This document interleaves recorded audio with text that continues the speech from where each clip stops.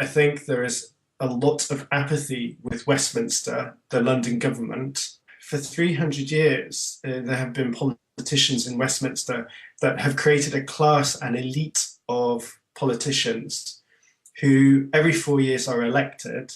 They come to Scotland, they promise, and then they don't deliver.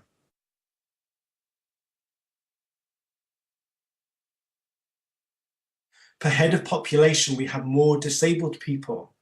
So therefore, when the cuts in Westminster came, we were disproportionately affected by the cuts. So therefore, when we try to engage, and through my work and through my friends, we try to engage with politicians who said, yeah, but we have to do all this. And they don't seem to have the interest of Scotland at heart. And that's the important thing for us. In 2007, the Scottish Government, when they were elected, the SNP, they started a national conversation. So they were listening to what issues were affecting Scotland.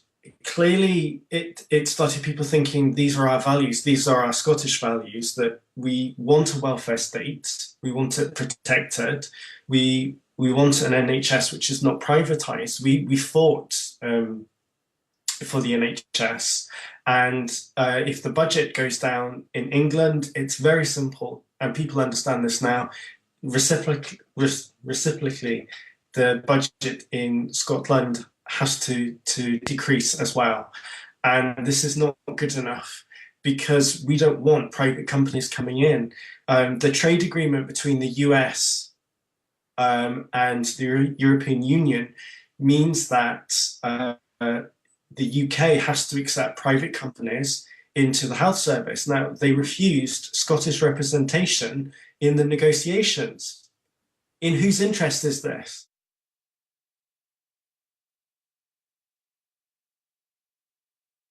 With agriculture, I know this from friends of mine who work in farming.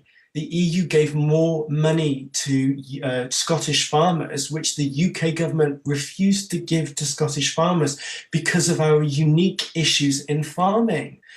And £3.2 billion was refused. This referendum debate started 2 years ago in Scotland, okay, 2 years ago. And only now have the three wise men appeared. This is the name that's being attached to them by people talking in the street.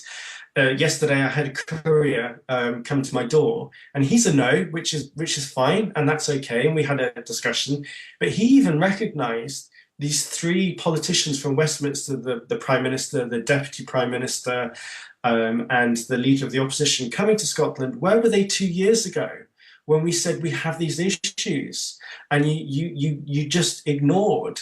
You know, where are they? Suddenly they're here, and it's too late. People have moved on.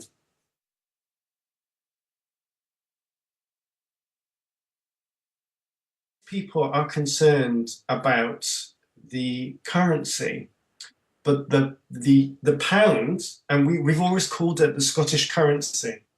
It has always been called the Scottish currency. It is ours. The pound Scots has always been Scottish too. And it's the same in Jersey. They have the Jersey pound. In the Isle of Man, they have the Isle of Man pound, where the Bank of England receives the currency and holds it, but it is our currency too. So it is not up to Westminster to say, you can't have the pound.